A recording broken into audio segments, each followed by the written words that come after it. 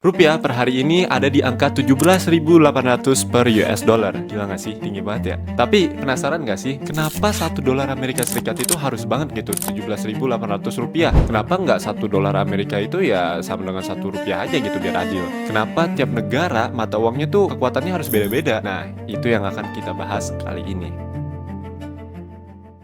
Kita sebagai orang Indonesia tuh pasti banget pernah ngerasa kayak kok kerja udah keras, sampai kerja sampingan dan lain sebagainya. Tapi pas mau beli barang-barang impor kayak HP, laptop, atau sebatas langganan aplikasi premium deh, rasanya mahal banget ya. Pas dari faktor bea cukai dan lain sebagainya ya. Karena gue sendiri pun pernah ngerasain belajar di luar. Spending uang euro misalnya, 1 euro lu hampir nggak dapet apa-apa. Sedangkan 20.000 lu udah bisa naik ojek jarak sedang, atau kalau lu makan di warteg udah kenyang lu. Kita sering mikirnya semua itu tuh karena ekonomi kita itu buruk.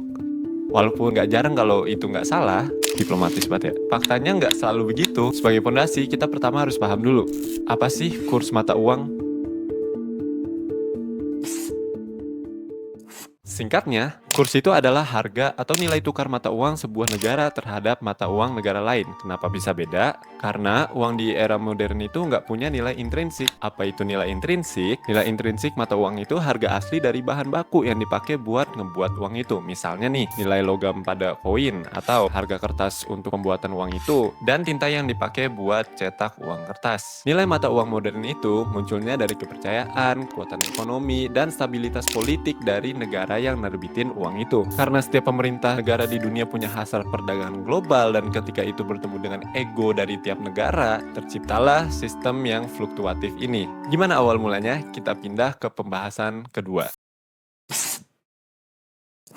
Dulu di abad ke-19 sampai awal abad ke-20, dunia pakai sistem yang namanya standar emas atau gold standard. Artinya, sebuah negara baru tuh baru bisa cetak uang kalau mereka punya cadangan emas fisik yang nilainya setara. Tapi, semuanya berubah total setelah Perang Dunia Kedua. Ekonomi Eropa hancur lebur, sedangkan Amerika Serikat jadi negara yang paling dikit kena dampak fisik perang dan cadangan emas paling banyak di dunia. Hampir 70% emas di dunia itu ada di Amerika pada saat itu. Akhirnya, di tahun 1944, sebanyak 44 negara kumpul di New Hampshire, Amerika Serikat dalam konferensi legendaris bernama Bretton Woods Conference. Kalau kalian belum tahu, ini tuh pemicu resmi hancurnya sistem lama dan lahirnya tatanan baru.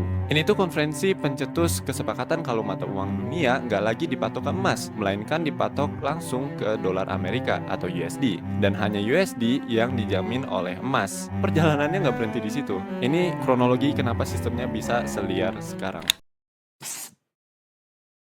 Di tahun 1971, Amerika Serikat mulai cetak USD terlalu banyak buat biayai perang di Vietnam. Negara-negara lain mulai panik dan mau tukar USD mereka kembali ke emas. Akhirnya, Presiden Amerika Serikat pada saat itu, Richard Nixon, secara sepihak memutus hubungan USD dengan emas. Uang kertas di dunia resmi jadi fiat money, atau bisa dibilang uang yang nilainya cuma berdasarkan kepercayaan terhadap hukum pemerintah. Jadi kalau ada yang macem-macem, istilah Gen Z-nya tuh ya GWS ya.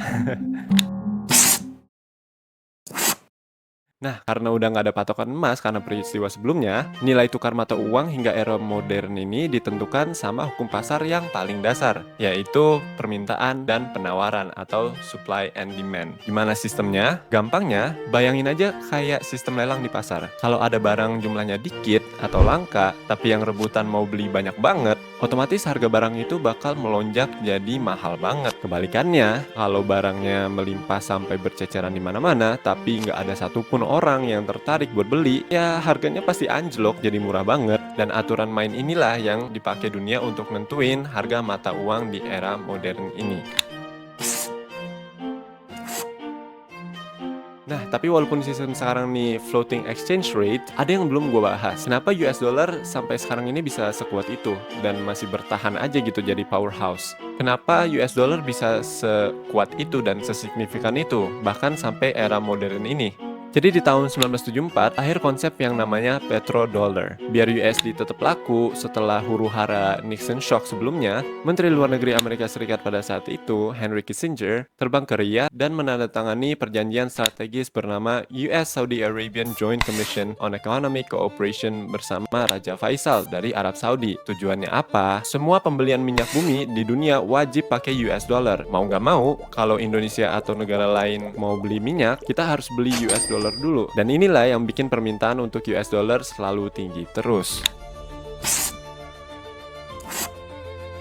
Terus kan ada konsep floating exchange rate nih, agak serem kan? Semua negara bisa tiba-tiba kaya atau bisa tiba-tiba miskin gitu kan. Langkah preventif Indonesia tuh apa sih buat semisal tiba-tiba krisis moneter nih misalnya? Nah, bagi kalian yang belum tahu, Bank Indonesia itu harus terus jaga stabilitas nilai tukar kita lewat intervensi pakai cadangan devisa. Cadangan devisa itu apa? Gampangnya, cadangan devisa tuh tabungan uang asing, terutama US dollar dan aset internasional lainnya yang disimpan oleh bank sentral kita. Fungsi tabungan rahasia ini tuh buat jadi istilahnya tuh bumper, penahan badai ekonomi. Kalau rupiah lagi melemah parah, terlalu banyak orang nyari dolar, Bank Indonesia bakal pecah celengan istilahnya. Dan guyur dolar simpanan ini ke pasar biar jumlah US dollar kembali menjadi melimpah. Jadi harga dolar bisa turun dan nilai rupiah kita bisa stabil lagi. Berdasarkan data langsung dari Bank Indonesia, per tanggal 8 Mei 2026, posisi cadangan devisa Indonesia saat ini tercatat sebesar 146,2 US dollar dan ini sangat krusial buat nahan guncangan ekonomi global.